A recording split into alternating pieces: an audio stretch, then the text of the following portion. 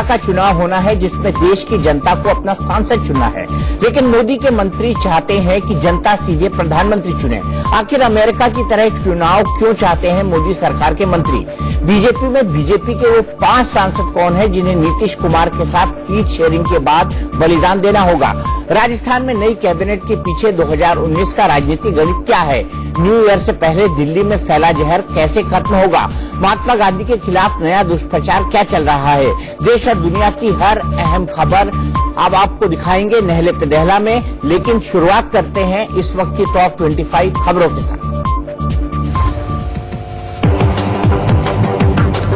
आधार को संवैधानिक मान्यता देने के फैसले के खिलाफ सुप्रीम कोर्ट में रिव्यू पिटीशन दाखिल की गई है। पूर्व प्रधानमंत्री अटल बिहारी वाजपेयी का स्मारक कल उनकी जयंती पर राष्ट्र को समर्पित किया जाएगा। इस मौके पर राष्ट्रपति कोविंद, पीएम मोदी प्रार्थना सभा में हिस्सा में रिव्यू पिटीशन दाखिल की गई है। पूर्व प्रधानमंत्री अटल बिहारी वाजपेयी का स्मारक कल उनकी जयंती पर राष्ट्र को समर्पित किया जाएगा। इस मौके पर राष्ट्रपति कोविंद, पीएम मोदी प्रार्थना सभा में हिस्सा लेंगे। कल नई दिल्ली से वाराणसी के बीच T18 ट्रेन को रवाना किया जा सकता है। रविवार को ट्रेन का सफल परीक्षण किया गया। कल नोएडा के लोगों को बड़ी सौगात मिलेगी। क्रिसमस के मौके पर मेट्रो की एक्वा लाइन को लोगों के लिए खोल दिया जाएगा। तमिलनाडु के तिरुपुर में मर्डर की सनसनीखेज तस्वीर कैमरे में कैद हो गई है। एक शख्स ने एक ज्योतिष की दिन दहाड़े हत्या कर दी। नॉर्थ एमसीडी के सदन की बैठक में बीजेपी और आम आदमी पार्टी के पार्षद के बीच मारपीट का मामला सामने आया है। दोनों पक्षों के बीच जमकर हंगामा हुआ। वाराणसी में आज विदेश राज्य मंत्री वीके सिंह ने प्रवासी भारतीय सम्मेलन की समीक्षा बैठक में हिस्सा लिया। शिवसेना प्रमुख उद्धव ठाकरे ने बड़ा बयान दिया है। कहा 2019 में अकेले चुनाव लड़ेगी शिवसेना, एनडीए में शामिल नहीं होंगे। टीआरएस प्रमुख केसीआर ने आज ममता बनर्जी से मुलाकात की। कहा फेडरल फंड को लेकर जल्दी ही ठोस प्लान की घोषणा करेंगे। पश्चिम बंगाल के बशीरहाट में बीजेपी कार्यकर्ताओं पर पुलिस ने लाठीचार्ज किया। रथ यात्रा के समर्थन में प्रदर्शन कर रहे थे बीजेपी कार्यकर्ता। पूर्व पीएम अटल बिहारी वाजपेयी की जयंती से एक दिन पहले उनकी याद में पीएम मोदी ने 100 रुपए का स्मारक सिक्का जारी किया। राजस्थान में अशोक गहलोत कैबिनेट का विस्तार किया गया है। कई युवा चेहरों को शपथ दिलाई गई। जम्मू कश्मीर के खूनी नाला के पास आईटीबीपी की बस खाई में गिर गई। हादसे में एक जवान शहीद हो गया, 24 जवान जख्मी हो गए। यूपी के बहराइच में पुलिस ने अंतर्राष्ट्रीय तस्करों के सरगना को गिरफ्तार किया है। उसके पास से 20 लाख से अधिक कीमत की चाइनीज काली मिर्च बरामद की गई है। मध्य प्रदेश के पन्ना में बैंक में पैसा जमा करने आए बिजली विभाग के कर्मचारी का पैसों से भरा बैग लेकर चोर फरार हो गया। पंजाब के होशियारपुर में टोल नाके पर खड़ी गाड़ी को पीछे से तेज रफ्तार ट्रक ने टक्कर मार दी। हादसे के वक्त ट्रक ड्राइवर ने शराब पी रखी थी। कंप्यूटर डाटा की जांच के आदेश के खिलाफ सुप्रीम कोर्ट में पीआईएल दायर की गई है। याचिका में सरकार के फैसलों को अधिकारों का उल्लंघन बताया गया है। हरियाणा के झज्जर में कोहरे की वजह से करीब 50 गाड़ियां आपस में टकरा गई। हादसे में 8 लोगों की मौत हो गई है। महाराष्ट्र के पालघर में एक केमिकल कंपनी में भीषण आग लग गई। देखते ही देखते कंपनी पूरी तरह जलकर खाक हो गई। पटना में व्यापारी की हत्या के विरोध में तेजस्वी यादव कैंडल मार्च में शामिल हुए। सरकार को हत्यारों को पकड़ने के लिए 1 हफ्ते का अल्टीमेटम दिया है। गुड़गांव में एसटीएफ को बड़ी कामयाबी मिली है। 9 करोड़ रुपए की हेरोइन के साथ एक नाइजीरियन को गिरफ्तार किया गया है। गुजरात सरकार ने स्टैच्यू ऑफ यूनिटी को देखने के लिए हेलीकॉप्टर सेवा की शुरुआत की है। 10 मिनट की सवारी के लिए 2900 रुपए चुकाने होंगे। पाकिस्तान के पूर्व पीएम नवाज शरीफ को 7 साल की सजा का ऐलान किया गया है। अल अजीजिया मामले में भ्रष्टाचार के वे दोषी पाए गए हैं। इंडोनेशिया में सुनामी से मरने वालों की संख्या 373 तक पहुंच गई है। तबाही में 1000 से ज्यादा लोग घायल हैं। ऑस्ट्रेलिया के खिलाफ वनडे में हार्दिक और दिनेश कार्तिक को जगह दी गई है। वहीं न्यूजीलैंड के खिलाफ T20 सीरीज के लिए धोनी की टीम में वापसी हुई है।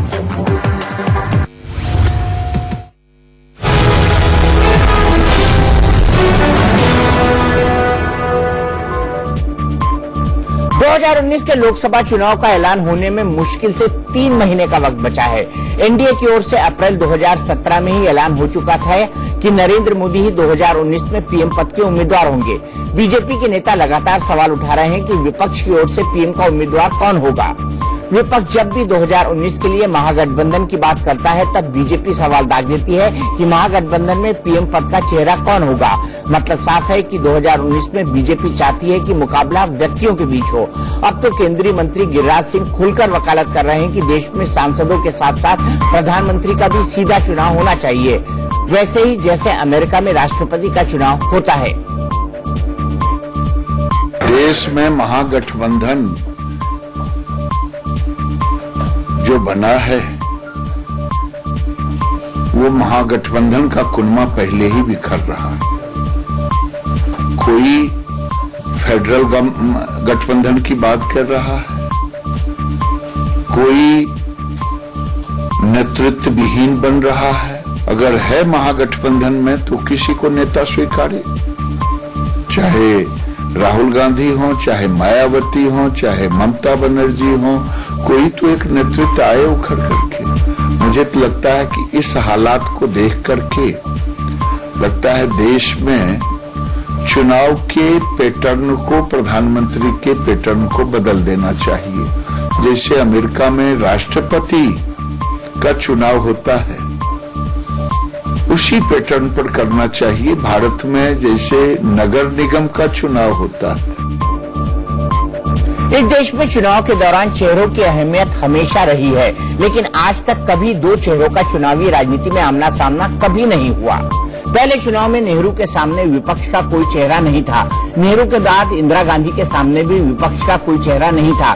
यहाँ तक कि 1977 में भी जनता पार्टी ने किसी को पीएम उम्मीदवार बनकर चुनाव नहीं लड़ा था। 1989 में वीपी सिंह विपक्ष के नेता थे, लेकिन ऑफिशियली उन्हें भी पीएम पद के उम्मीदवार नहीं बनाया गया था। 1996 से 2004 तक वाजपेयी के मुकाबले कोई पीएम पद का उम्मीदवार नहीं था। 2009 और 2014 में भी कांग्रेस और विपक्ष ने पीएम उम्मीदवार घोषित नहीं किया था। गिरिराज सिंह का बयान शुद्ध राजनीतिक है, इसलिए उनके बयान पर राजनीति होना लाजमी है। कांग्रेस ने गिरिराज सिंह को ही ताना मारा है कि मोदी के नाम पर ओवर कॉन्फिडेंस ठीक नहीं है। साफ तौर पे ये तो सब जानते हैं ना कि भारतीय जनता पार्टी के प्रधानमंत्री नरेंद्र मोदी जी और गिरिराज सिंह जी को बहुत गलत फहमी है। अगर उन्होंने कहीं मोदी जी को सामने भारतीय जनता पार्टी ने डाल दिया तो देश की शिवराज सिंह चौहान, वसुंधरा राजे, रमन सिंह जी सब हार गए प्रधानमंत्री मोदी जी के चेहरे की वजह से। तो गिरिराज सिंह जी कुछ सपने दिन में ही देखने लग गए। नेहरू गांधी परिवार के दौर में कांग्रेस को कभी पीएम पद का उम्मीदवार घोषित करने की जरूरत नहीं पड़ी। सबको मालूम था कि कांग्रेस जीती तो पीएम कौन होगा। बीजेपी को अयोध्या में विवादित ढांचा ध्वस्त करने के बाद समझ में आया कि पार्टी को चुनाव जीतने के लिए चेहरा चाहिए। 1996 में हिंदुत्व के प्रचंड वेग में भी बीजेपी को बहुमत नहीं मिला। 1996 में वाजपेयी के नाम पर एनडीए का कुनबा बढ़ना शुरू हुआ।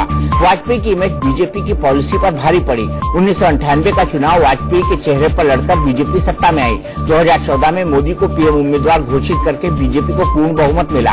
आज की तारीख में मोदी की लोकप्रियता कायम है और 2019 में बीजेपी की उम्मीदें मोदी के नाम पर ही टिकी हैं। इसीलिए मोदी बनाम कौन का सवाल उछालकर बीजेपी 2019 को व्यक्तित्व का चुनाव बनाना चाहती है। इसमें कोई दो राय नहीं कि विपक्ष के पास मोदी की टक्कर का कोई सर्वमान्य नेता नहीं है। इसीलिए विपक्ष महागठबंधन के सहारे मोदी को घेरने में जुटा है। महागठबंधन में क्षेत्रीय पार्टियों का दबदबा होगा और बीजेपी 2019 के चुनाव को मोदी बनाम कौन के सवाल में उलझाकर क्षेत्रीय पार्टियों का असर कम करना चाहती है। बीजेपी के बड़े नेता विपक्ष पर हमला करने के लिए बार बार सवाल पूछते हैं कि मोदी विरोधी गठबंधन का चेहरा कौन होगा, लेकिन गिरिराज सिंह की इस बात का खुला समर्थन बीजेपी भी नहीं करती कि यहाँ चुनाव अमेरिका की तरह होने चाहिए। सुनिए मानव संसाधन विकास मंत्री प्रकाश जावड़ेकर ने इस पर क्या कहा। सर, गिरिराज सिंह ने डिमांड की कि यूएस की तरफ भारत में भी प्रधानमंत्री का जो इलेक्शन वो डायरेक्ट वो जनता करे। लोग आने का एक सुझाव करते हैं, यही लोकतंत्र की विशेषता है। मोदी फैक्टर ये जो गिरिराज सिंह जैसे बीजेपी नेताओं को देश में प्रधानमंत्री का चुनाव सीधे जनता से कराने की वकालत करवा रहा है। अब यह समझिए कि देश में ऐसा क्यों नहीं हो सकता। संविधान के मुताबिक देश में संसद सबसे ऊपर है। देश की जनता को संसद में प्रतिनिधि यानी सांसद चुनना होता है। संसद में बहुमत वाले दल के नेता को प्रधानमंत्री बनाया जाता है। प्रधानमंत्री की सलाह से भारत की सरकार राष्ट्रपति चलाते हैं और इसीलिए भारत सरकार का कोई भी आदेश राष्ट्रपति की ओर से ही जारी होता है। मंत्रिमंडल का चुनाव भी पीएम की सलाह से राष्ट्रपति करते हैं। प्रधानमंत्री और मंत्री कार्यपालिका का हिस्सा भरे हैं और कार्यपालिका के मुखिया राष्ट्रपति ही होते हैं। मतलब साफ है कि मौजूदा संविधान में जनता को पीएम चुनने का हक नहीं है। अमेरिका की तरह अगर चुनाव कराना हो तो संविधान में बदलाव करना होगा और तब पीएम की बजाय राष्ट्रपति चुना जाएगा। अमेरिकी पैटर्न वाले चुनाव लोकतंत्र में प्रधानमंत्री का पद खत्म करना होगा या उसकी परिभाषा बदलनी होगी। तब मंत्रिपरिषद में सांसदों की जगह राष्ट्रपति के मनोनीत लोग शामिल होंगे। अभी मंत्री बनने के लिए जरूरी है कि 6 महीने के अंदर उन्हें लोकसभा या राज्यसभा का सदस्य चुना जाए। अमेरिका की तरह अगर राष्ट्राध्यक्ष का चुनाव सीधे जनता करेगी तो अमेरिका की तरह मंत्रियों की जगह सचिव यानी सेक्रेटरी आ जाएंगे। अमेरिका में ये व्यवस्था चल गई, लेकिन भारत में इसमें कई तरह की दिक्कतें हैं। सबसे पहली बात ये कि भारत में बहुदलीय लोकतंत्र है, जहां राज्यों में क्षेत्रीय पार्टियों का दबदबा है। अब अगर जनता सीधे राष्ट्रपति चुनेगी तो संसद में बहुमत वाली पार्टी का राष्ट्रपति होना जरूरी नहीं रहेगा। खंडित जनादेश की स्थिति में राष्ट्रपति का संसद में टकराव होगा। तब ये सवाल खड़ा होगा कि संसद में टकराव की स्थिति में राष्ट्रपति अपनी नीतियां कैसे लागू करेंगे। अमेरिका भी ये संकट झेल रहा है। राष्ट्रपति ट्रंप का अमेरिकी प्रतिनिधि सभा में बहुमत नहीं है और अमेरिकी संसद ने बजट पास करने से मना कर दिया है। संविधान में इस बात का इंतजाम है कि देश के लिए जरूरी हो तो संविधान में संशोधन किया जाए, लेकिन चुनाव प्रक्रिया बदलने को और अमेरिका की तरह देश में प्रेसिडेंशियल डेमोक्रेसी लागू करना इतना आसान नहीं है। राजनीतिक विश्लेषक इस बारे में क्या कह रहे हैं वो भी सुन लीजिए। कॉन्स्टिट्यूएंट असेंबली के पास विकल्प था। अमेरिकन सिस्टम था, presidential form of government, Swiss system था जो कि दोनों का मिला के है। और इसको बीएन राव ने भी सजेस्ट किया था कि सिस्टम तो ये दोनों है, लेकिन आप चूंकि इसकी प्रैक्टिस आपको है इसलिए शायद ये आपको बेहतर लगे। बहरहाल फैसला आपका है और वो फैसला बिल्कुल वही आया जो बीएन राव चाहते थे और हमने पार्लियामेंट्री फॉर्म ऑफ गवर्नमेंट बनाई जो भारत के लिए बड़ी ही मुनासिब थी। आज भी हम एक कुशल है, काउंसिल ऑफ मिनिस्टर्स हैं जो कि पार्लियामेंट के प्रति रिस्पॉन्सिबल होते हैं। आर्टिकल 75 में बहुत क्लियर है कि the council of ministers shall be collectively responsible to the house of the people. इसका सीधा मतलब है कि हम पार्लियामेंट के लिए जवाबदेह होते हैं। लिहाजा यही वो सिस्टम है जो कि भारत में अभी अगले 50 साल तक जो हमारी समझ डेमोक्रेसी को लेके है उसमें 50 साल तक मुझे लगता है इसको छेड़ने की जरूरत नहीं है और यही सिस्टम रहना चाहिए। और इसको जहां आसानी से कोई एक गिरिराज सिंह के कहने से नहीं होगा, इसके लिए तो फिर से एक बार कॉन्स्टिट्यूएंट असेंबली बैठनी पड़ेगी। अगले साल होने वाले लोकसभा चुनाव को लेकर सियासी पारा चढ़ा हुआ है। ऐसे में अब यूपी के सीएम योगी आदित्यनाथ को पीएम बनने की मांग उठ खड़ी हुई है। लखनऊ के बाद अब आगरा में उत्तर प्रदेश नवनिर्माण सेना ने होर्डिंग लगाए हैं। इन होर्डिंग में यूपी के सीएम योगी आदित्यनाथ को कलयुग का अवतार बताया गया है और हैशटैग योगी फॉर पीएम लिखा है। होर्डिंग में एक तरफ भगवान राम की तस्वीर है तो दूसरी तरफ योगी आदित्यनाथ की। दोनों की फोटो के बीच एक संदेश लिखा है जिसमें कहा गया है कि भगवान राम को फैजाबाद से हटाकर अयोध्या लाने वाले योगी जी भी कलयुग के अवतार ही हैं। आपको बता दें कि इन होर्डिंग्स को योगी फॉर पीएम कैंपेन के तहत लगाया गया है, जिन्हें उतारने का काम तेजी से शुरू हो चुका है। इस मामले पर आगरा के मेयर नवीन जैन का कहना है कि ये होर्डिंग नगर निगम की बिना अनुमति के लगाए गए हैं। जिसने भी ये होर्डिंग लगवाए हैं उसके खिलाफ एफआईआर दर्ज कराई जाएगी।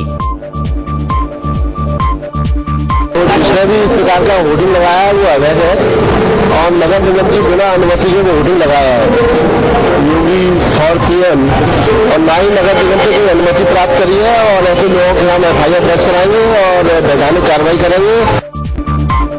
हिंदुत्व के मुद्दे पर बीजेपी को घेरने में जुटी शिवसेना राम मंदिर निर्माण को लेकर आक्रामक तेवर अपनाए हुए है। शिवसेना प्रमुख उद्धव ठाकरे ने महाराष्ट्र के पंढरपुर में महासभा की। इस दौरान उद्धव ने पीएम मोदी पर जमकर हमला बोला और कहा कि आजकल तो चौकीदार ही चोरी में शामिल है।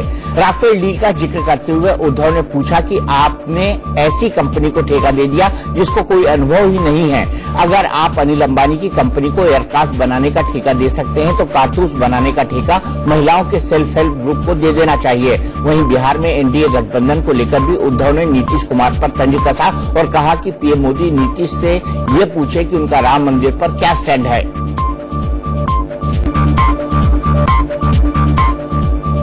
2019 लोकसभा चुनाव को लेकर बिहार एनडीए में सीट शेयरिंग के बाद बीजेपी में सियासी पारा चढ़ गया है। सीटों के बंटवारे के ऐलान के साथ ये तय हो गया है कि बीजेपी को अपनी जीती हुई 5 सीटों की कुर्बानी देनी पड़ेगी। आपको बता दें कि बीजेपी और जेडीयू 17 सीटों पर चुनाव लड़ेंगी, जबकि एलजेपी 6 सीटों पर चुनाव लड़ेगी। फिलहाल बीजेपी का 22 सीटों पर कब्जा है। ऐसे में बीजेपी के मौजूदा 5 सांसदों का टिकट कट जाएगा, जिनमें दरभंगा से बीजेपी सांसद कीर्ति आजाद और पटना साहिब से शत्रुघ्न सिन्हा का टिकट कटना तय है, क्योंकि दोनों ही बीजेपी को बगावती तेवर दिखा चुके हैं। जबकि तीसरी सीट पर पार्टी को फैसला लेने में परेशानी नहीं होगी, क्योंकि बेगूसराय से बीजेपी सांसद भोला सिंह का हाल ही में निधन हो चुका है। बाकी की बची 2 सीटों में किसका टिकट कटेगा ये कहना अभी मुश्किल है, लेकिन उम्र के हिसाब से देखें तो सबसे पहला नाम मधुबनी से सांसद हुकुमदेव नारायण यादव का है, जो 2019 में 80 साल के हो जाएंगे। जबकि दूसरा नाम शिवहर से सांसद रमा देवी का है, जिनकी उम्र 70 साल है। वहीं एनडीए बनाम महागठबंधन की राजपक्ष पर हमलावर है, तो वहीं महागठबंधन के नेता कह रहे हैं कि बीजेपी को 2019 के लोकसभा चुनाव में भारी शिकस्त झेलनी पड़ेगी। उपेंद्र कुशवाहा यदि मान लो यहाँ नहीं आते तो ये अभी कुछ होने वाला नहीं था। अब जो एनडीए है उसमें एकदम इनसिक्योरिटी है, खास करके बीजेपी में, कि किसी तरह से भी कोई भाग न जाए, क्योंकि आने वाला जो चुनाव है उसमें सफाया होना उनका। करप्शन, भ्रष्टाचार, विकास, ये जनता इनसे सवाल पूछ रही है। तो अब इधर उधर बहकाने के लिए किसी को अमीरों की पार्टी का गठबंधन बना देना, गरीबों की पार्टी का गठबंधन, तो इस तरह जनता को गुमराह करने के लिए, जनता गुमराह होने वाली नहीं है। 2019 में जनता इनसे एक पाई हिसाब लेगी। जो इन्होंने वादा किया था उन्होंने पूरा नहीं किया। ये जो गठजोड़ है, जिन्हें अमीर राजवंशियों का गठजोड़ बताया है प्रधानमंत्री जी ने, बिल्कुल इस गठजोड़ को एक गहरी शिकस्त के लिए तैयार रहना चाहिए। पश्चिम बंगाल में निकलने वाली रथ यात्रा का मामला अब सुप्रीम कोर्ट की चौखट तक पहुंच गया है। कोलकाता हाईकोर्ट की डबल बेंच ने बीजेपी की इस यात्रा पर रोक लगा दी थी। अब बीजेपी इस फैसले के खिलाफ सुप्रीम कोर्ट पहुंच गई है। पश्चिम बंगाल बीजेपी ने रथ यात्रा निकालने को लेकर सुप्रीम कोर्ट में अर्जी दाखिल की है। हालांकि इस मामले की सुनवाई कब होगी इसकी तारीख अभी तय नहीं है। दरअसल सुप्रीम कोर्ट में अभी क्रिसमस और नए साल की छुट्टियां चल रही हैं, जिसके चलते सुप्रीम कोर्ट 2 जनवरी तक बंद रहेगा। बीजेपी ने अब पश्चिम बंगाल हाईकोर्ट के फैसले के खिलाफ सुप्रीम कोर्ट में याचिका दाखिल कर दी है। हमारे साथ बीजेपी के वकील हैं शंकर बोस जी। सर, आप लोगों ने पश्चिम बंगाल के हाईकोर्ट के फैसले के खिलाफ सुप्रीम कोर्ट में याचिका दाखिल कर दी है रथ यात्रा को लेकर। हम लोग आज फाइल किए हैं एसएलपी, वो अभी स्क्रूटनी चल रहा है उसका, और हम लोग अर्जेंट हियरिंग का मांग किए है उसमें। तो सर, अर्जेंट हियरिंग के लिए क्या अब तो आपको रजिस्ट्रार के पास जाना पड़ेगा, जो वेकेशन रजिस्ट्रार होगा, और वो तय करेगा कि आपको अर्जेंट हियरिंग मिले या नहीं? वेकेशन में एक प्रोसीजर होता है, वो प्रोसीजर के आधार पे हम लोग फाइल कर दिए हैं। वेकेशन रजिस्ट्रार उसको देख रहे हैं, हम लोग उनके साथ कोऑर्डिनेशन रख रहे हैं। जैसे ही कोई रिजल्ट होगा हम लोग को पता चलेगा। सर, मेरा आखिरी सवाल, आप चाहते हैं कि 2 जनवरी से पहले, यानी जब सुप्रीम कोर्ट खुलेगा उससे पहले आप अपने मामले की सुनवाई चाहते हैं? कोशिश वही रहेगा। आपको बता दें कि पश्चिम बंगाल में बीजेपी को कुल 3 रथ यात्रा निकालनी है। इनमें पहली 7 दिसंबर को कूच बिहार से, दूसरी 9 दिसंबर को 24 परगना से और तीसरी 14 दिसंबर को वीरभूमि से निकालनी थी। लेकिन ममता सरकार के विरोध और फिर हाईकोर्ट की रोक के चलते ये रथ यात्रा पर ग्रहण लग गया। बीजेपी ने अपना कार्यक्रम बदलते हुए 22 दिसंबर को कूच बिहार के बजाय वीरभूम जिले से पहली रथ यात्रा निकालने की तैयारी कर ली थी। इस यात्रा में बीजेपी अध्यक्ष अमित शाह को भी शामिल होना था। 2019 में होने वाले लोकसभा चुनाव से पहले बीजेपी पश्चिम बंगाल में अपना कद बढ़ाना चाहती है। अमित शाह ने बंगाल में 22 से अधिक लोकसभा सीटें जीतने का लक्ष्य रखा है। पश्चिम बंगाल में कुल 42 लोकसभा सीटें हैं। 2014 में इनमें से ममता बनर्जी की टीएमसी ने 34 सीटों पर, जबकि बीजेपी ने 2 सीटों पर जीत दर्ज की थी।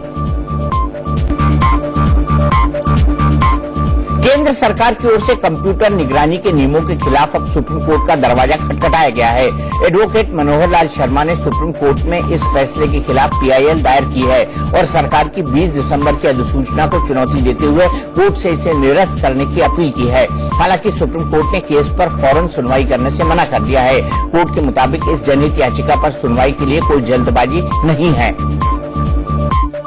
इलेक्शन सामने है, बीजेपी अपना ग्राउंड खो चुकी है करीब। अपोजिशन लोगों को या आम आदमी को परेशान कर रही है। अब इसके द्वारा आम आदमी कोर्ट में तो नहीं जा सकता, मेरे को आना पड़ा इसीलिए आम आदमी के प्रोटेक्शन के लिए। एक तो हम इस ऑर्डर को कैंसिल करवा रहे हैं, क्वैश करा रहे हैं, और साथ में हमने कोर्ट से प्रेयर की कि जब तक ये ऑर्डर क्वैश नहीं हो तब तक इंक्वायरी इन्वेस्टिगेशन के नाम पे इस ऑर्डर के अंडर में किसी को भी किसी भी केस में न फंसाया जाए, न सजा दी जाए, न कोई आरोप पत्र दाखिल किया जाए। उधर कांग्रेस ने आरोप लगाया कि मोदी सरकार जासूसी के जरिए विरोध की हर आवाज को दबाना चाहती है। कांग्रेस प्रवक्ता अभिषेक मनु सिंघवी ने कहा कि निजता पर नजर रखने वाले इस प्रस्तावित कदम को सरकार वापस ले और माफी मांगे। आज गैर संवैधानिक जासूसी एजेंसी खोलना सीखना हो तो इस सत्तारूढ़ पार्टी, प्रधानमंत्री और सरकार से सीखना चाहिए। अत्यंत महत्वपूर्ण बात है, ये गंभीर बात है, डरावनी बात है, और हम आशा और विश्वास करते हैं कि इस प्रकार की विकृत संस्कृति इस देश में लाने से पहले आज शुरुआत में ही उसको बंद कर दे सरकार और घोषणा करे और माफी मांगे। बुलंदशहर हिंसा पर बयान देकर विवादों में घिरे अभिनेता नसीरुद्दीन शाह अब अनुपम खेर के निशाने पर आ गए हैं। अनुपम खेर ने नसीरुद्दीन शाह के बयान पर तंज कसते हुए पूछा है कि और कितनी आजादी चाहिए। देश में इतनी आजादी है कि सेना को अपशब्द कहे जा सकते हैं, एयर चीफ की बुराई की जा सकती है, सैनिकों पर पथराव किया जा सकता है। इस देश से और कितनी आजादी चाहिए। नसीरुद्दीन शाह को जो कहना था वो उन्होंने कह दिया, लेकिन इसका मतलब ये नहीं कि वो सच है। आप प्रधानमंत्री को भी गाली दे सकते हैं और आप गुजारा हो सकता है। यहाँ आप सेना को भी गाली देते हैं, इसका मतलब तो यहाँ सेना पर पथराव भी करते हैं, यहाँ एयर चीफ को भी गाली देते हैं, यहाँ पर आप कुछ भी कर सकते हैं। तो आपको आजादी तो हर चीज की है, आपको डर किस चीज का? आप यहाँ पर एक आदमी, एक इंसान बॉम्ब ब्लास्ट में उसको फांसी होने वाली है, आप 2:30 बजे सुप्रीम कोर्ट का दरवाजा खटखटाते हैं और एक पेपर पे कहते हैं कि हम चाहते हैं कि ये फांसी रोक दी जाए, हम इसकी याचिका लेकर आए हैं। उसके बाद वो करने में आपको डर नहीं लगता, तो बाकी दिनों में क्या डर लगता है? ये तो फिर हास्यास्पद बात थी ना, अब इसको इतनी इम्पोर्टेंस क्यों दें? मेरा ऐसा। वहीं योग गुरु बाबा रामदेव ने भी अभिनेता नसीरुद्दीन के बयान का विरोध जताया और कहा कि ये देश के साथ गद्दारी है। नसीरुद्दीन शाह सहित जो भी लोग हैं इस देश से शोहरत पाते हैं, सेलिब्रिटी बन जाते हैं, करोड़ों अरबों की दौलत पाते हैं और उसके बाद देश को जिस तरह से वो कोसते हैं, पूरे देश को जिस तरह से कैटेगरी में खड़ा करते हैं और पूरी दुनिया में भारत की बदनामी करते हैं, यह देश के साथ धोखा और गद्दारी है। राजस्थान में आज सीएम अशोक गहलोत की कैबिनेट का गठन हो गया। कुल 23 विधायकों ने मंत्री पद की शपथ ली। राज्यपाल कल्याण सिंह ने सभी मंत्रियों को पद और गोपनीयता की शपथ दिलाई। राजभवन में आयोजित समारोह में कांग्रेस के 22 और राष्ट्रीय लोकदल के 1 विधायक ने मंत्री पद की शपथ ली। गहलोत सरकार में 13 कैबिनेट और 10 राज्य मंत्री बनाए गए हैं। 1 दर्जन से ज्यादा विधायक ऐसे हैं जो पहली बार मंत्री पद तक पहुंचे हैं। मंत्रिमंडल में गहलोत गुट और पायलट ग्रुप के बीच भी बैलेंस बनाया गया है। लंबी खींचतान के बाद मंत्रियों के नामों पर फैसला हो पाया था। हालांकि अभी तक ये तय नहीं हुआ कि किस मंत्री को कौन सा मंत्रालय दिया जाएगा। सूत्रों के मुताबिक विभागों के बंटवारे के बारे में आला कमान से भी राय ली जा सकती है, लिहाजा इसमें 1-2 दिन का समय और लगेगा। आइए अब आपको सिलसिलेवार ढंग से समझाते हैं कि राजस्थान में कौन कौन मंत्री बना है। गहलोत सरकार में कुल 13 कैबिनेट मंत्री बनाए गए हैं। इनमें बीकानेर से विधायक और गहलोत के करीबी बीडी कल्ला शामिल हैं। कोटा नॉर्थ से विधायक शांति धारीवाल और तालसोट से विधायक प्रसादी लाल मीणा को भी कैबिनेट मंत्री बनाया गया है। इनके अलावा रमेश मीणा, प्रताप सिंह खाचरीवास, विश्वेंद्र सिंह, रघु शर्मा, लालचंद कटारिया, हरीश चौधरी, उदयलाल आंचना, प्रमोद जैन भाया, मास्टर भंवर लाल मेघावल और सालेह मोहम्मद भी को कैबिनेट मंत्री बनाया गया है। गहलोत सरकार में 10 राज्य मंत्रियों ने भी शपथ ली है। राज्य मंत्री की शपथ लेने वालों में गोविंद सिंह डोटासरा, ममता भूपेश, अर्जुन बामनिया, भंवर सिंह भाटी, सुखराम विश्नोई, अशोक चांदना, टीकाराम जूली, भजनलाल जाटव, राजेंद्र यादव और सुभाष गर्ग शामिल हैं। इन 23 मंत्रियों में 12 मंत्री गहलोत गुट के हैं, जबकि पायलट गुट के 10 मंत्रियों को जगह दी गई है। मंत्री पद के लिए नाम तय करने के दौरान 2019 लोकसभा चुनाव को ध्यान में रखा गया है। इसमें जातीय समीकरण और साथी दलों को साधने की कोशिश की गई है। जातीय आधार पर 4 जाट विधायकों को मंत्री पद दिया गया है। अनुसूचित जाति के भी 4 मंत्री बनाए गए हैं। वैश्व, अनुसूचित जनजाति और ओबीसी समुदाय से 3-3 मंत्री बनाए गए हैं। इसके अलावा ब्राह्मण और राजपूत समाज से 2-2 मंत्री बनाए गए हैं। गहलोत कैबिनेट में गुर्जर और मुस्लिम समुदाय के 1-1 मंत्री शामिल हैं। राजस्थान के क्षेत्रीय समीकरणों का भी ध्यान रखा गया है।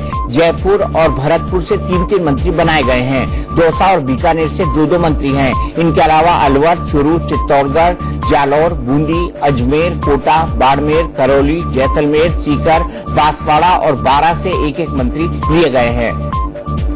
गहलोत सरकार के सामने लोकसभा चुनाव के मद्देनजर चुनावी वादों को पूरा करने की भी जल्दबाजी रहेगी। कल मध्य प्रदेश में कमलनाथ सरकार की कैबिनेट का भी गठन हो जाएगा। राजभवन में कमलनाथ के मंत्री पद और गोपनीयता की शपथ लेंगे। शपथ ग्रहण को लेकर तमाम तैयारियां पूरी कर ली गई हैं। कई दिन की माथापच्ची के बाद मंत्रियों का नाम तय हो गया है। हालांकि अभी तक आधिकारिक तौर पर ये नहीं बताया गया है कि कौन कौन मंत्री बनेगा, लेकिन सूत्रों के मुताबिक पहली बार विधायक बनने वालों को मंत्रिमंडल में शामिल नहीं किया जाएगा। मंत्रिमंडल में 20 से 25 सदस्य शामिल हो सकते हैं। नामों पर कांग्रेस आलाकमान ने मोहर लगा दी है। एमपी में भी 2019 के मद्देनजर जाति समीकरणों का खास ख्याल रखा जाएगा। जातिगत समीकरण साधने के लिए 6 क्षत्रिय और 2 ब्राह्मण मंत्री बनाए जा सकते हैं। अनुसूचित जाति से 6 और अनुसूचित जनजाति से 3 विधायकों को मंत्री पद दिया जा सकता है। साथ ही एक मुस्लिम विधायक को भी मौका मिल सकता है। मंत्रिमंडल में क्षेत्रीय संतुलन साधने के लिए ग्वालियर चंबल से 3, विंध्य से 2, मालवा निमाड़ से 6, मध्य से 4, महाकौशल से 5 और बुंदेलखंड से 2 विधायकों को मंत्री बनाने की चर्चा है।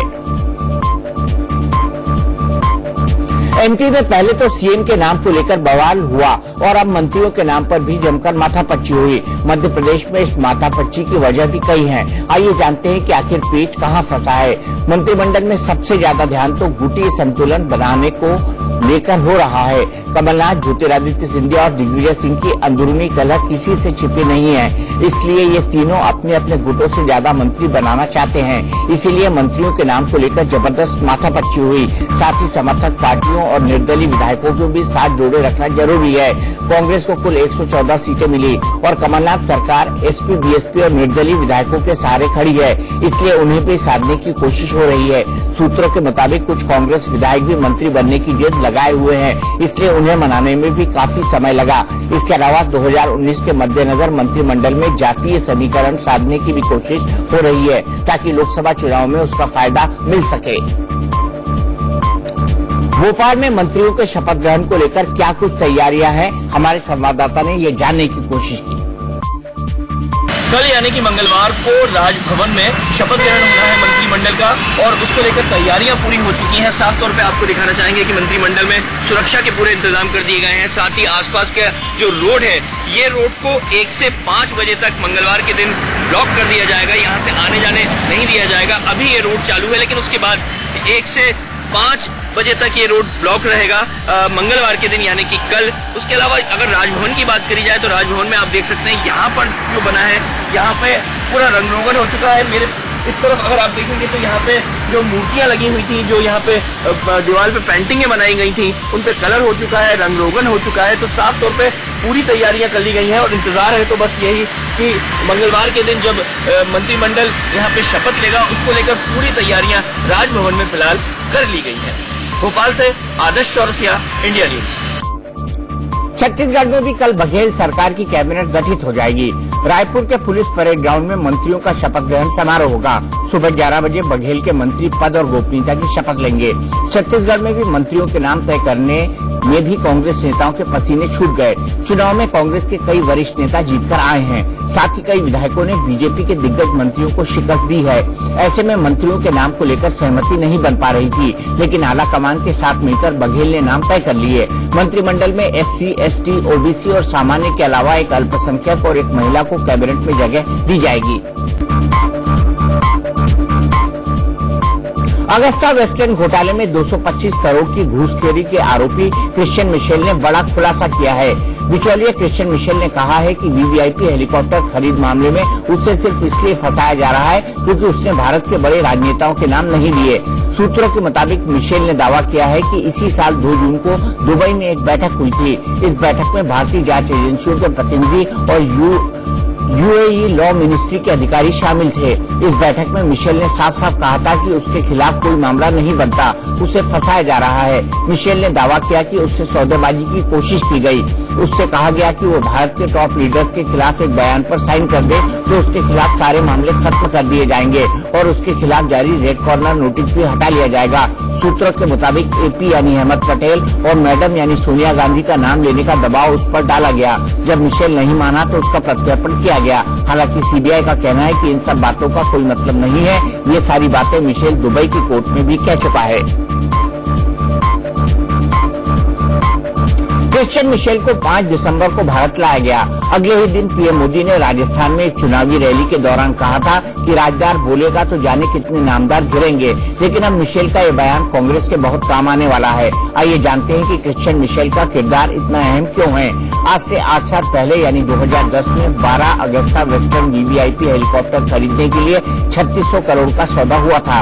इस सौदे में बिचौलिए का काम करने वाले क्रिश्चियन मिशेल पर दलाली के आरोप लगे। कहा गया कि इस डील में 225 करोड़ रुपए मिशेल के खाते में गए। आरोप तो ये भी है कि ये डील मिशेल ने भारत के बड़े नेताओं और अफसरों को भी जमकर पैसा खिलाया था। भारत के दबाव में इंटरपोल ने 25 नवंबर 2015 को मिशेल के खिलाफ रेड कॉर्नर नोटिस जारी किया था। 57 साल के मिशेल को फरवरी 2017 में दुबई में गिरफ्तार किया गया। गिरफ्तारी के बाद 19 मार्च 2017 को भारत ने उसके प्रत्यर्पण की मांग की। इसी साल 4 दिसंबर को CBI की टीम मिशेल को दुबई से भारत लेकर आई थी। अगस्ता वेस्टलैंड का हेडक्वार्टर इटली में है, इसलिए नेताओं के सौदे का इटली कनेक्शन निकालते हुए कांग्रेस के शीर्ष नेतृत्व पर सीधा हमला बोला था। मिशेल का ये बयान ऐसे आरोपों के जवाब के तौर पर इस्तेमाल होगा। बीजेपी के बागी नेता और दरभंगा से सांसद कीर्ति आजाद अपने विवादित बयानों को लेकर एक बार फिर सुर्खियों में हैं। कीर्ति आजाद ने बिहार के डिप्टी CM सुशील मोदी को गुंडों का गुर्देव बताया है। दरअसल सूबे की कानून व्यवस्था पर जब पत्रकारों ने कीर्ति आजाद से सवाल पूछा तो उन्होंने कहा कि बिहार में लॉ एंड ऑर्डर बेलगाम हो चुका है। इस दौरान उन्होंने सुशील मोदी पर बेतुका बयान देते हुए गुंडों का गुर्देव कहा। इतना ही नहीं, कीर्ति आजाद ने सुशील मोदी पर अपराधियों से साठगांठ रखने का आरोप भी लगाया। लॉ एंड ऑर्डर तो बेलगाम है। वो सुशील मोदी बोला था कि भाई पितृपक्ष में केवल 15 दिन के लिए छोड़ दो। हमको लगता है सुशील मोदी की सीधा जितने भी यह गुंडे तत्व है इसका सीधा संपर्क है। 15 दिन उन्होंने कुछ नहीं किया क्योंकि उन्होंने कहा सुशील कुमार मोदी जी की बात को हम लोग रखना है क्योंकि हम लोग के गुरुदेव हैं। और 15 दिन जैसे ही खत्म हुए तो गुरुदेव की बात पर वो वापस आ गए और उन्होंने फिर मारना शुरू कर दिया। पश्चिम बंगाल के दुर्गापुर में चोरों को पकड़ने गई पुलिस पर भीड़ ने हमला कर दिया। दरअसल हॉस्टल बस्ती इलाके में गाय चोरी के आरोपी स्थानीय लोगों ने 2 युवकों को पकड़कर जमकर पिटाई की और बंधक बना लिया। घटना की सूचना पर जब पुलिस आरोपियों को हिरासत में लेने पहुंची तो ग्रामीणों की पुलिस के साथ झड़प हुई। इस दौरान उग्र लोगों ने पुलिस पर पथराव किया और गाड़ी में तोड़फोड़ की, जिसके बाद पुलिस ने उपद्रवियों पर जमकर लाठी भांजी। इस घटना में करीब 10 पुलिस वाले और दर्जन भर ग्रामीण लोग घायल हो गए। मामले में पुलिस ने 5 लोगों को हिरासत में लिया है। फिलहाल इलाके में तनाव का माहौल है।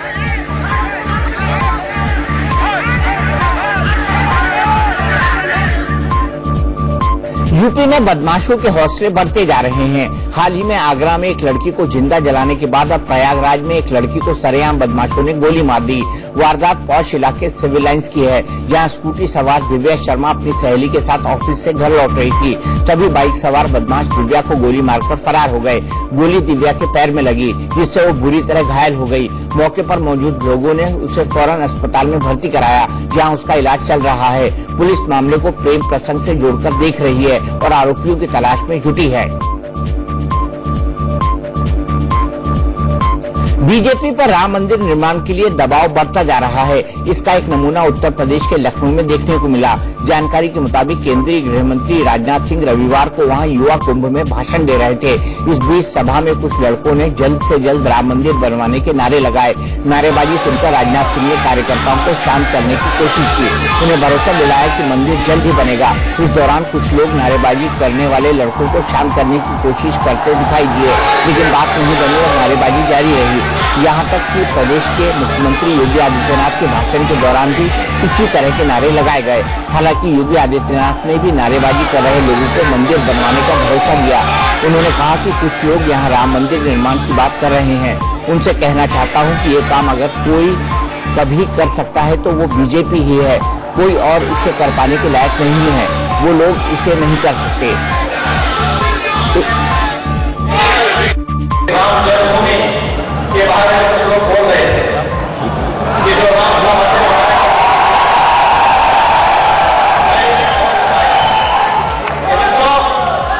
कार्य जो भी करेगा, जब भी करेंगे, ये कार्य हम ही करेंगे, कोई दूसरा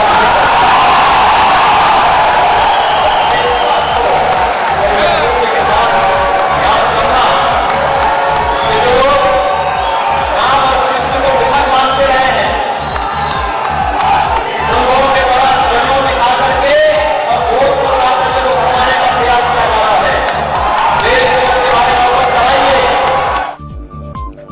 इस बीच खबर है कि अयोध्या जमीन विवाद पर 4 जनवरी को सुप्रीम कोर्ट में सुनवाई होगी। वहीं समाजवादी पार्टी के नेता आजम खान ने बीजेपी पर तंज कसा है कि उन्हें राम मंदिर बनवाने से किसने रोका है। जब चुनाव आते हैं तभी उन्हें राम मंदिर याद आता है। वो यही तो जानना चाह रहा है पूरा देश कि कितने चुनाव इस नाम पर और जीतेंगे, और कुछ नहीं जानना चाह रहा। बीएसपी नेता सुधींद्र भदौरिया ने भी बीजेपी पर राम मंदिर के नाम पर सियासत करने का आरोप लगाया। भारतीय जनता पार्टी की सरकार चारों ओर से घिरी हुई है, हर सवाल पर फंस गई है, कुछ कर पा नहीं रही है, तो इसलिए धर्म के आधार पर लोगों में टकराव पैदा करना चाहते हैं। इनके साथी एक भाषा बोलते हैं, ये दूसरी भाषा बोलते हैं। पूरे एनडीए में कंफ्यूजन है। योगी आदित्यनाथ जी के पास अब कोई रास्ता नहीं है। जनता इनको बाहर का दरवाजा दिखाएगी। इसके अलावा सीपीआई नेता अतुल अंजान ने बीजेपी पर चुनावी फायदे के लिए राम के नाम का इस्तेमाल का आरोप लगाया। ये बताइए, वो पूछ रहे ना आपके सहयोगी, 28 साल के आपके सहयोगी, मंदिर वहीं बनाएंगे लेकिन डेट नहीं बताएंगे। पहले उद्धव ठाकरे जी से बात कीजिए योगी जी, और दौड़ करके जाइए ऐसा, और साथ में 2-4 लोग लेके जाइए, क्योंकि उनके पास जिंदा शेर है। और अब बात महात्मा गांधी की। अफ्रीकी देश घाना में महात्मा गांधी की मूर्ति को यूनिवर्सिटी कैंपस से हटाने के मामले में नया मोड़ आ गया है। विदेश मंत्रालय के हवाले से खबर आई है कि घाना में महात्मा गांधी की मूर्ति को गिराया नहीं गया था, बल्कि उसे दूसरी जगह शिफ्ट किया गया है। गांधी की मूर्ति को India Ghana coffee Anand centre of excellence में स्थापित किया गया है। विदेश मंत्रालय ने उन सारी खबरों को अफवाह बताया जिनमें दावा किया जा रहा था कि अफ्रीकी छात्रों ने गांधी पर नस्लवादी होने का आरोप लगाकर उनकी मूर्ति को यूनिवर्सिटी से हटा दिया था। वैसे पहला मौका नहीं है जब महात्मा गांधी पर नस्ल भेदी होने का आरोप लगा है। गांधी जी के साथ ये आरोप काफी समय से जुड़ा है। महात्मा गांधी 1893 से 1913 तक दक्षिण अफ्रीका में रहे थे। इस 20 साल के पीरियड के दौरान गांधी ने क्या क्या किया और क्या क्या कहा, इस पर काफी रिसर्च हुआ है। कई इतिहासकार मानते हैं कि गांधी ने इस दौरान ऐसे कई बयान दिए थे जिससे साबित होता है कि वो नस्लवादी थे। दक्षिण अफ्रीकी विद्वान अश्विन देसाई और गुलाम वाहिद ने किताब लिखी है जिसका नाम है the South African Gandhi, stretcher bearer of empire. इस किताब में ऐसी कई बातों का जिक्र किया गया है जिनके आधार पर अफ्रीकी समुदाय के कई लोग गांधी को नस्लभेदी मानते हैं। इस किताब में लिखा है कि गांधी ने अपने दक्षिण अफ्रीका प्रवास के दौरान भारतीयों के संघर्ष को अफ्रीकियों और दूसरे कालों के संघर्ष से अलग रखा था। लेखकों के मुताबिक शुरुआती दिनों में गांधी का रवैया भी गोरों की तरह ही था और उन्होंने ठेके के मजदूरों के बुरे हालात की अनदेखी की थी। लेखकों के मुताबिक गांधी का यह ख्याल था कि सत्ता गोरों के हाथों में रहे और गांधी ने लंबे समय तक कालों के लिए काफिर जैसे अपमानसूचक शब्द इस्तेमाल किए। इस किताब के मुताबिक गांधी ने 1904 में जोहान्सबर्ग के स्वास्थ्य अधिकारी को भारतीयों के साथ रहने वाले कालों को बाहर निकालने के लिए लिखा था। इन इतिहासकारों के मुताबिक गांधी ने खुद ही स्वीकार किया था कि मैं काफिरों और भारतीयों के मेलजोल को पसंद नहीं करता। अफ्रीका में ऐसे कई लोग हैं जो इन बातों को सच मानते हैं और वो गांधी को पसंद नहीं करते। गांधी जी जिस तरह के आज हमको दिखते हैं, राष्ट्रपिता जिनको हम कहते हैं, वो गांधी जी एक दिन में नहीं बने हैं, एक प्रोसेस से बने हैं। धीरे धीरे धीरे धीरे उनमें भी बहुत सारे परिवर्तन हुए हैं, उनके विचारों में बहुत सारे परिवर्तन हुए हैं। तो गांधी जी जब दक्षिण अफ्रीका पहुंचे थे तब रेस और रंग के बारे में उनकी समझ कुछ अलग तरह की थी। धीरे धीरे वो समझ उनकी बदली। जितना ज्यादा वो संघर्ष में पड़े, जितना ज्यादा लोगों के साथ उनका इंटरेक्शन हुआ, तो उनको लगा कि नहीं, ये भेद, इस तरह के भेद मानना और इसको स्वीकार करना भी गलत है। तो बदल गए वहां से। लेकिन अगर कोई वहीं पर रुके हुए गांधी को ही बात करना चाहता है और उसी से निष्कर्ष निकालना चाहता है, तो इतिहास का बहुत कमजोर विद्यार्थी है। पश्चिम बंगाल में बीजेपी की रथ यात्रा पर मचे बवाल के बीच केंद्रीय मंत्री गिरिराज सिंह ने विवादित बयान दिया है। रथ यात्रा की अनुमति न देने पर गिरिराज ने पश्चिम बंगाल की सीएम ममता बनर्जी की तुलना नॉर्थ कोरिया के तानाशाह किम जोंग से कर दी है। राजनीति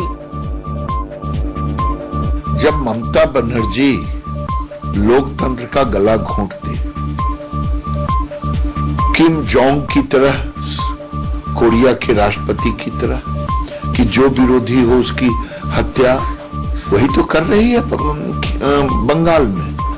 अब रैली निकालने पर प्रतिबंध हो, शायद लोकतंत्र रहते हुए किसी देश के किसी कोने में अगर ऐसा होता है तो ये लोकतंत्र की हत्या है। राजनीति अपनी जगह है, लेकिन ऐसे देश जिसके साथ हमारे अच्छे कूटनीतिक संबंध है, उसके सर्वोच्च नेता के बारे में ऐसी बयानबाजी सही नहीं। गिरिराज सिंह भारत सरकार के मंत्री हैं और उनके बयानों की अहमियत होती है। फिर घरेलू राजनीति के चक्कर में वो कूटनीतिक रिश्ते खराब करने वाले बयान क्यों दे रहे हैं? आइए जरा ये भी समझ लेते हैं कि नॉर्थ कोरिया के साथ भारत के कैसे रिश्ते हैं। उत्तर कोरिया के साथ 1970 से भारत के कूटनीतिक रिश्ते हैं। चीन और सऊदी अरब के बाद भारत उत्तर कोरिया का तीसरा सबसे बड़ा व्यापारिक साझेदार है। 2001 में भारत ने उत्तर कोरिया को $1 मिलियन की आर्थिक मदद भी दी थी। 2002 में भारत उत्तर कोरिया को खाने पीने की चीजें और दवाइयां सप्लाई कर रहा है। यूपीए सरकार के समय किम जोंग की सेना को भारतीय सेना ट्रेनिंग दिया करती थी। वहीं 2015 में उत्तर कोरिया के विदेश मंत्री री सू योंग ने भारत का दौरा किया था। इसी साल में केंद्रीय विदेश राज्य मंत्री वीके सिंह भी नॉर्थ कोरिया गए थे। उत्तर कोरिया का दक्षिण कोरिया और जापान के साथ 36 का आंकड़ा है, लेकिन भारत फिर भी उत्तर कोरिया के साथ संबंध रखना चाहता है। हालांकि हमारे संबंध जापान और दक्षिण कोरिया से भी बहुत अच्छे हैं। दरअसल ये दोनों देश भी मानते हैं कि एक तानाशाह से निगोशिएशन के लिए भारत जैसे देश का होना जरूरी है। इसके अलावा किम जोंग से रिश्ते के लिए भारत के पास एक और वजह है। चीन और पाकिस्तान की उत्तर कोरिया से खूब बनती है, इसलिए भारत पीछे नहीं रह सकता।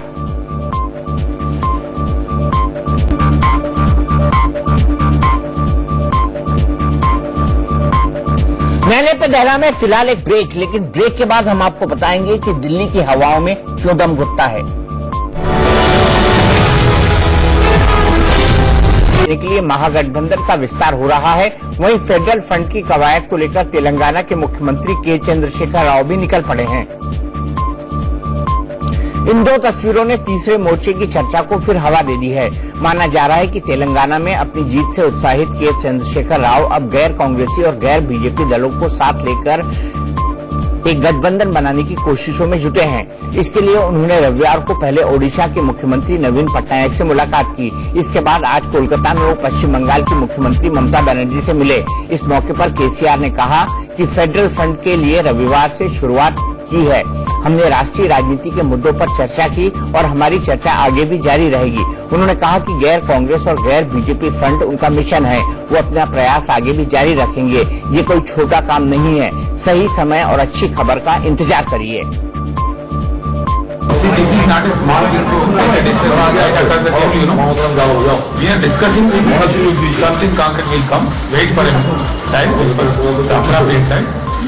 The dialogue continues and you will see things happening very shortly. We will give you good news.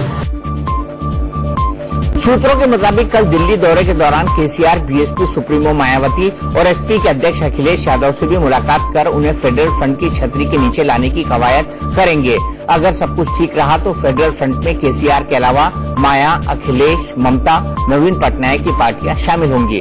लेकिन तीसरा मोर्चा और महागठबंधन बनने पर मोदी के मुकाबले चेहरा कौन होगा, ये बड़ा सवाल है, क्योंकि कांग्रेस किसी क्षेत्रीय दल के नेता को प्रधानमंत्री के चेहरे के रूप में स्वीकार करने के मूड में नहीं दिख रही। वहीं तीसरे मोर्चे में शामिल दल राहुल गांधी और कांग्रेस के अन्य किसी नेता को पीएम पद के उम्मीदवार के तौर पर स्वीकार करने को राजी नहीं है।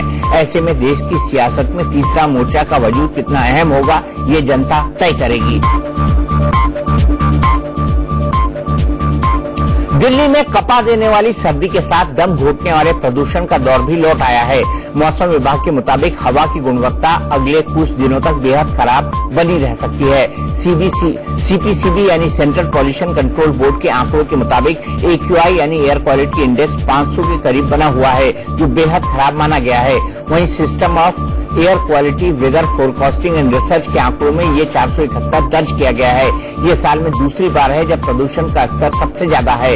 इससे पहले दिवाली के अगले दिन यानी 8 नवंबर को प्रदूषण ज्यादा था, तब AQI 571 के करीब पहुंच गया था। इसके अलावा हवा में घुले खतरनाक कण यानी PM 2.5 और PM 10 की मात्रा भी काफी बढ़ गई है। आनंद विहार में PM 10 और PM 2.5 की मात्रा 1186 और 953 थी, जो सबसे ज्यादा प्रदूषित रहा।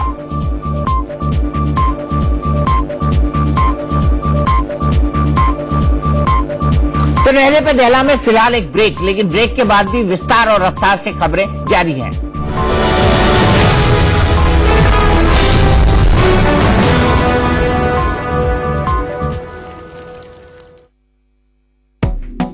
Associate sponsor